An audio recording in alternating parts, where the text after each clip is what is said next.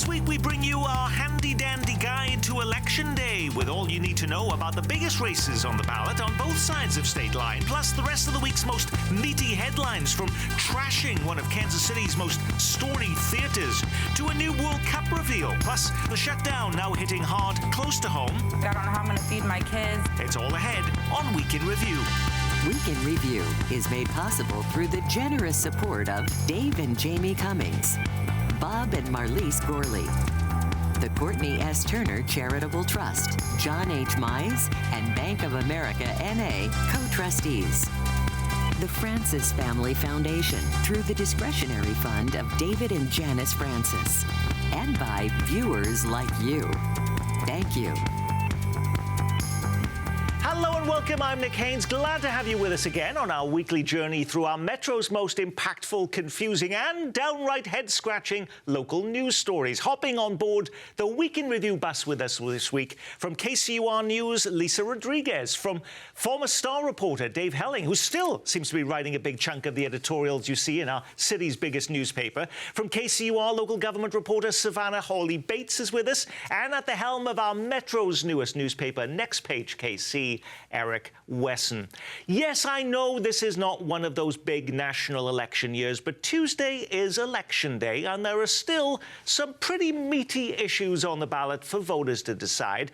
We're going to track some of the biggest and most interesting races and issues in our handy-dandy guide to Election Day. Just weeks after voters toppled Jackson County leader Frank White, they now have another major decision to make. Should they elect their county assessor? It comes after all the anger and protest over property assessments in the county. Remember those? If you vote yes, what will change, Lisa? Well, right now, the Jackson County assessor is appointed by the executive. So what would change is that becomes another elected position that people vote on every election cycle. So that means they would campaign to voters. They would run on a platform so that voters know a little bit more what to expect from their assessor. It also means that they're going to try to be winning voters over with the best platform that they think will win them the office. And actually, Jackson County is the only county in the entire state of Missouri that actually has an appointed assessor. Everybody's already electing them. What happens if you vote no? Then it will continue to be an appointed position by the Jackson County executive. Couldn't the Jackson County executive, who just came in and was always very skeptical about what was happening in Jackson County, couldn't he just fire the assessor now and bring in something new? Actually, he could. He could make the new appointment for that position, but I don't think right now it's a good time to do it. I think right now he's focused on getting things stabilized there.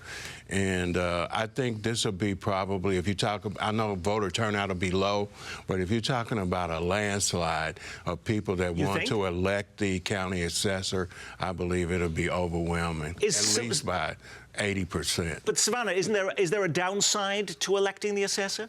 Yeah, well, like Eric said, there's a lot of appetite, especially in eastern Jackson County, for doing this because of property values and property taxes went up so much in the past few years. But with the elected assessor, like Lisa said, they're going to try to win votes more than they would if they were appointed, and they don't need to win over the voters to be in the seat. It could artificially keep taxes low, which they've done in recent years, which is why Jackson County is in this problem to begin with. Jackson County officials have already said that they wouldn't assess values more than 15% increase this year. So you can only imagine if they keep artificially keeping them low so that they can win elections, we'll be in this position all over again in a few years. And we'll likely then, if they're going to be campaigning, we're going to be seeing a whole lot more advertisements coming your way from these candidates. You can start seeing ones like this one. This is from the county assessor in St. Louis. As a kid, I dressed as a cowboy, but I knew I wasn't a cowboy. I'm Jake Zimmerman, and today I know that this is a farm and this is not. As county assessor, I've cracked down on fake farmers who say parking lots are farms to avoid taxes. Jake Zimmerman's never been cool, but he's always been fair. I believe in fair and accurate assessments, whether your home's worth $50,000 or $5 million, and I'll never allow drive-by assessments. Jake Zimmerman for county assessor. Cool? Maybe not. Fair. Always. That's not a fringe candidate. That is the assessor, Dave. Yeah, and then you will see more of that if they elect the assessor in Jackson County. The important point to keep in mind is, first, the election wouldn't happen until, I think, 2028, so it's not going to change anything immediately. And second, as my colleagues have pointed out, the problem isn't necessarily with who sits in the assessor's office, but it's increasing values and then the political decision to distort that by capping or rolling back or imposing freezes. All that does is delay the day of reckoning and really put counties into a real mess. We already do that at the state level. Farm property is valued differently than residential property and commercial property because of assessment rates. So, you know, I've said this on the show before, people hate property taxes, Nick, because they're based on a guess and because they aren't realized until you sell your home. So that's not going to be over anytime soon. One other thing, Nick, I think now it gives taxpayers somebody that they can hold accountable. In the last circus that we had, they held the county executive responsible for it. Now they have an elected official that they can hold accountable. And I should point out also, even if you voted no on this, I see on the ballot in the state of Missouri in 2026 next year is should Jackson County elect its assessor. So it will be people in Rolla, Missouri, and St. Louis and other parts, Cape Girardeau, deciding whether Jackson County should be electing its assessor, even regardless of this vote. Right, and that's likely what prompted Jackson County to finally put this before local voters so that Jackson County residents themselves can decide on this issue rather than putting it to a statewide Now, here's vote. another interesting issue coming up Tuesday. Independence voters are being asked whether they want to continue with their 4-day school week. We've had friends leave the area because they're like, well, if I'm going to have to pay for 3 kids on a Monday for childcare, might as well send them to private school. All of the school districts, we are competing so hard for the very best talent, and this really does give us an advantage. Alrighty, Savannah, can independent school officials, though, say that performance of students has gone up any since they made this change 2 years ago? Well, they are saying that performance has gone up and that teacher retention has improved, which was why they went to this 4-day school week in the first place. However, it's only been 2 years. So the validity of these, improvements, it could be other factors as well. But overall, independent school district educators and employees are saying we need this 4-day school week to stay intact so that we can better help students and make sure their teachers aren't fleeing to other districts. Now, what is not in question is how this ended up on the ballot, which is your state legislature saying, in essence, big cities shouldn't be able to go to 4-day weeks unless they get a vote of the people. But small rural communities, the backbone of Missouri, should be able to do this without a vote of the people. It's blatant discrimination against urban areas, and Independence is the first example. I think people in that district have gotten used to the 4 days and having some place for their kids to go on Monday. And like she said earlier, the teacher retention is a lot better than it was Even though we before heard that. parents, like we just saw, who are saying, "Go, what are we going to do with our kids on a Monday?" Yeah, Nick, I'm very sensitive to the struggles of parents, especially of young children. Yes. I have a young child myself, and finding a place to care for your child on a Monday. Most daycares don't offer 1 day a week childcare. You can get it in the district, but it costs money per day. But some parents have been supportive. Some parents have been able to absorb the change, especially parents of older kids in high school, where you don't necessarily have to worry about watching a kid every minute. But for a single parent household, for parents that have families that have 2 working parents that can't afford to have one go part-time, it's really been a struggle. And without bigger systemic change like a 4-day work week, it can be hard in these urban areas to limit school without limiting work. And the district also says that they're not spending any less time in the classroom, they're just expanding the day to make up for the change. Right, and something that that Dave brought up is that Independence is the biggest district that by far that has had to weigh in on this. The other district that had to vote on a 4-day school week only had a couple hundred people, the whole district. Independence has 14,000.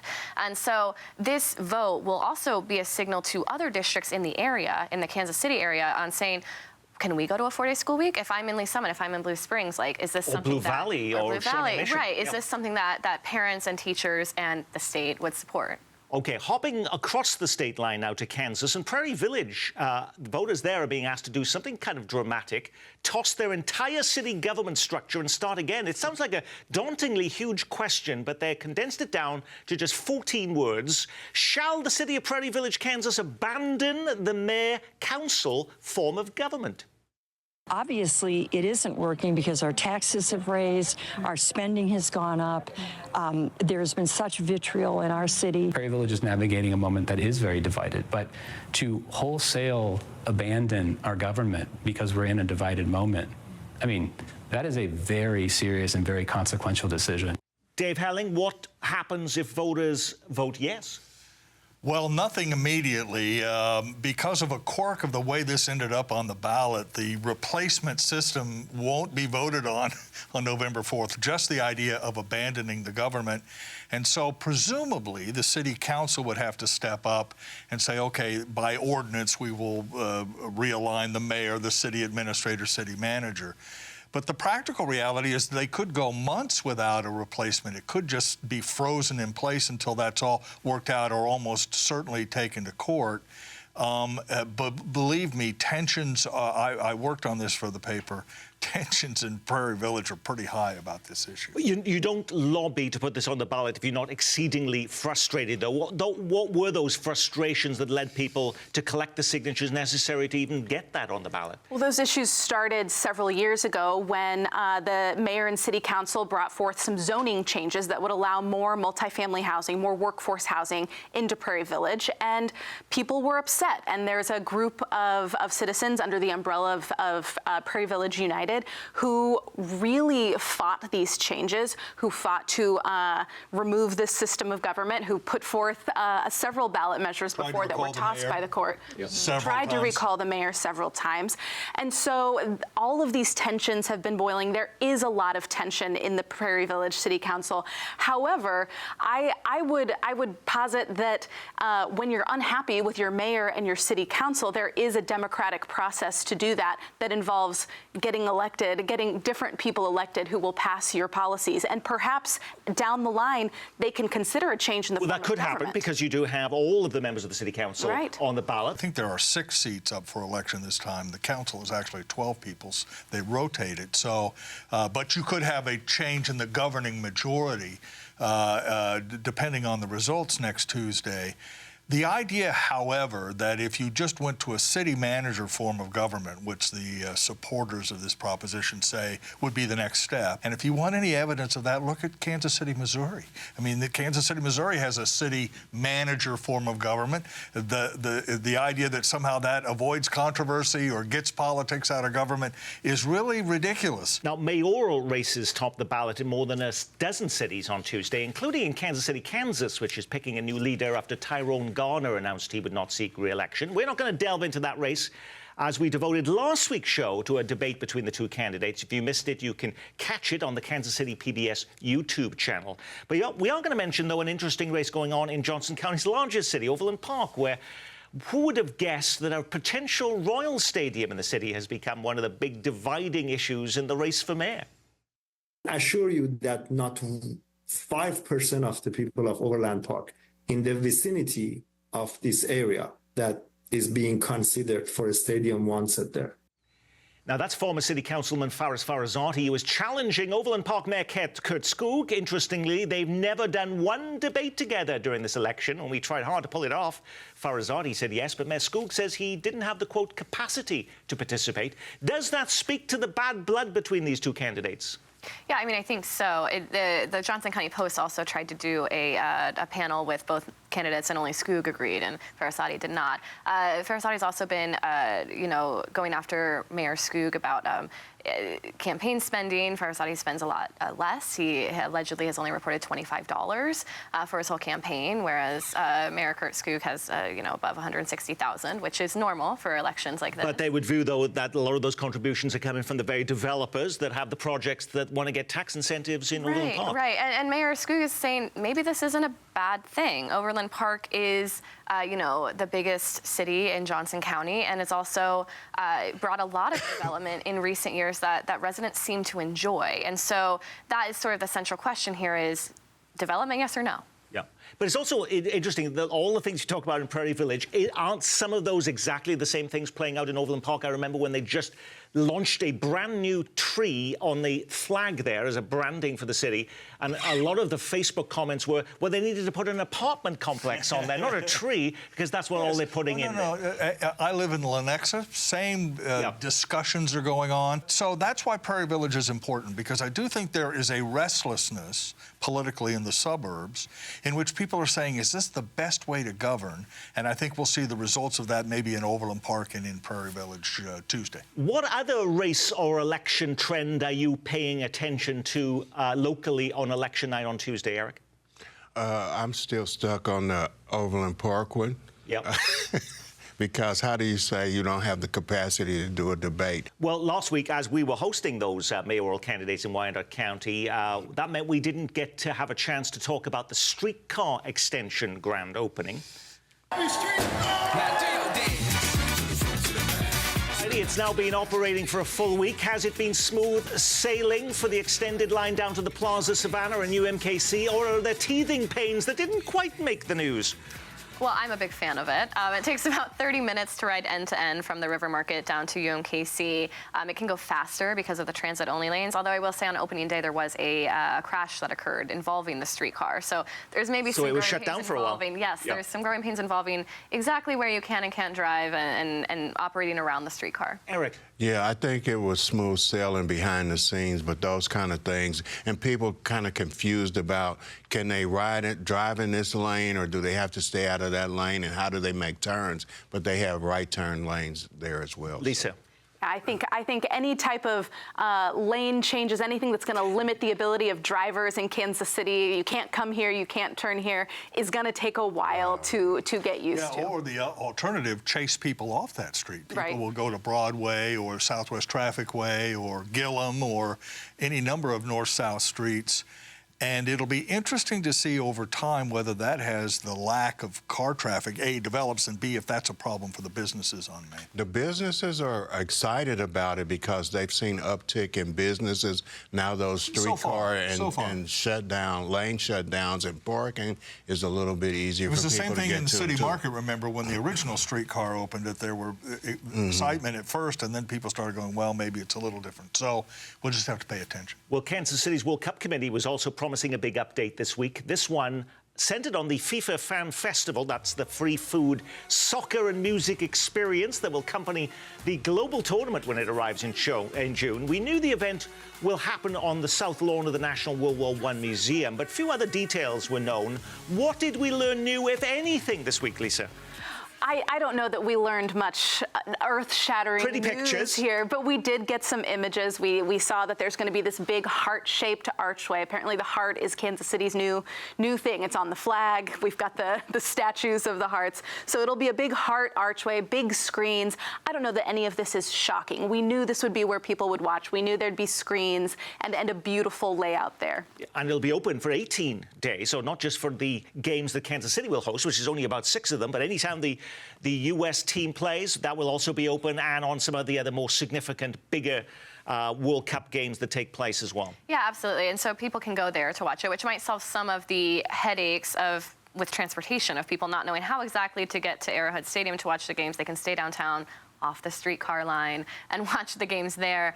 There are a lot more questions we have with the World Cup, though, beyond where fans will watch it, which include, again, how will they get there? What will transportation look like? We can barely get people around the metro around right now. And what will security look like as well? That actually got less attention this week, but we did find out that they are now relying on KCATA to do a lot of the heavy lifting of getting people to this stadium and around town during that period of time.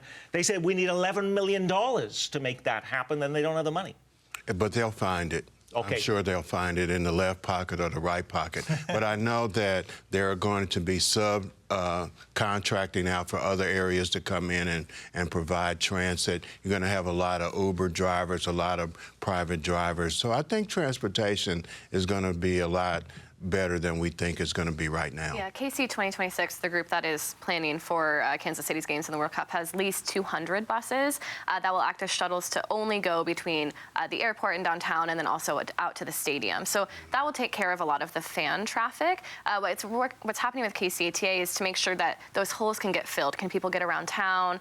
Can people who aren't going to the games, who aren't in town, but locals who live here, get around as well? A lot of that money was hoping to come from the federal government. I think a lot more is in the air with that now. Well, we're now in the 5th week of a federal government shutdown, and its impact is now being sharply felt far beyond the thousands of local federal workers who are missing their paychecks. Starting this weekend, more than 500,000 Missourians and 188,000 Kansans will no longer receive food assistance under the government's SNAP program. We've seen some of our pantry partners' shelves just completely empty, and we need to help as much as we can. The need and what we're hearing from our 5 beneficiaries is something we've never heard before. They're desperate. I don't know how I'm going to feed my kids. In addition, 17 Kansas City Head Start locations will close starting this weekend, but headlines that massive Honeywell facility in South Kansas City would be shut down proved inaccurate. The plant, which makes non-nuclear components for the nuclear stockpile, is staying open at least for now. Are these, though, the biggest local impacts of the shutdown, or are there more we're not reading about, Lisa? I think there are probably lots of impacts that we're not reading about, but certainly the ending of SNAP benefits starting this weekend and the potential closure of all these Head Start locations, in my mind, are the biggest impacts. We're seeing grocery stores who rely on SNAP funding not being able to fill their shelves, in addition to pantries like Harvesters. And it's not that this was a massive benefit that took care of all these families completely anyway. It was just a portion of what they could feed their families with. But I think it's a massive effect. And we've seen a groundswell of support, local organizations doing drives, trying to provide groceries. But it's a real crisis moment. Yeah, I mean, I think food is the biggest aspect of this, because not only is SNAP ending, but federal employees are now missing their second paycheck. So they're also being customers of these food pantries. And so all of these people are sort of struggling for money at once, and then that's putting a big strain on our local food system. At the same time, I'm sorry, go ahead. Head Start. I think Head Start is probably going to be the second biggest problem, because now parents are going to have to figure out what to do with their children. The child care industry, as it is now, is bulging at the seams. So I think that's going to be the biggest part of this story as well. And the focus, as you know, Nick, of this dispute in Washington is over subsidies for health care premiums under Obamacare. People are starting to get notices this weekend about what they're going to pay next year for their subsidized health insurance, presumably without that help. And the premiums are skyrocketing for a lot of people who rely on subsidized health insurance. So all of this is sort of mixing together. I think the whole idea here is to really put pressure on the Congress to figure this out in the next week to 10 days so that these kind of problems don't continue. When you put a program like this together every week, you can't get to every story grabbing the headlines. What was the big local story we missed? Was it just mayhem for mayhem's sake? Vandals trash the Folly Theatre. Performances are cancelled after a break-in that causes more than $500,000 in damages. We just can't wrap our brains around something like this. They deployed 7 fire extinguishers, which is really what caused the bulk of the damage. Protecting kids days after the funeral of a 9-year-old killed while riding her bike to school. Kansas City bans right turns on red lights in school zones. Kansas Senate Republicans say they've secured the signatures to trigger a special legislative session to redraw the state's congressional map. Governor Laura Kelly is still skeptical it'll happen. She says the House still doesn't have the votes. Missouri's most famous landmark turned 60, but the celebration of the St. Louis Arch couldn't come at a worse time. Put the champagne on ice. The attraction has now been forced to close due to the federal government shutdown. And you can't blame the shutdown for this one. Kansas City's iconic Western Auto sign goes dark, and now there's a fight to fix it and to figure out who pays. Alrighty, Lisa, did you pick one of those stories or something completely different? Lots of big stories there, but I wanted to plug a story actually that Savannah posted. Savannah wrote this week about how Kansas City has somehow wound up as a talking point in the New York City mayoral race, mostly as a cautionary tale against Democratic Socialist Zohran Mamdani's plans. They cite, critics cite Kansas City's failed free bus program, failed government-run grocery store program, but Savannah's story offers some interesting analysis that comparison may not be the right one to make. So that means you have to choose something else other than your own story. Yeah, it's okay. I don't know if mine's the most important of the week, but I think, you know, with this child that was killed on her way to school, I think is the one that has tugged a lot of people's heartstrings this past week, rightfully so, and has put into question a lot of whose responsibility is it to make sure kids are able to go to school on their bike, walking, on their scooters. This is not the only child that's been hit by a car in recent months, and so you see a lot of, you know, the cities coming together with an ordinance to make turning and crosswalks a little safer. School districts are figuring out where can we put cross guards, which streets do we have jurisdiction over, and in the meantime, at that intersection in South Kansas City where that girl was killed, a grandfather is stepping in to help kids cross on their way to school. Very good. Eric. I had Parade Park did the grand opening for the new housing development there, which will be interesting to watch that. And for my shameless plug, I am collecting at my newspaper non-perishable items to help offset the need that people have with the SNAP program. My address is 1216 Brooklyn if you want to bring non-perishable things by there for families in need, because it takes a village. We all have to pitch in and help each other. 1216 Brooklyn. We're going to put it on the bottom of our screen. Eric, thank you. Dave. 10 blocks north of Old Municipal Stadium. I thought I'd throw that in real quick. KCPT has done its usual great job, and this show particularly, Nick, in bringing the issues in this election to the people. But let's also salute our friend Kyle Palmer at the Johnson County Post, who sponsored, I think, a dozen different debates for Johnson County elections. It's an enormously difficult task, an enormously important service that he provides, that the Post provides, and we ought to tip our cap to him for doing that. It allowed all of us to pay a little bit more attention to the races on that side of the state line. Our viewers' biggest question of the week, though, Dave, was what was your Halloween costume? My Halloween costume? Great pumpkin. Okay.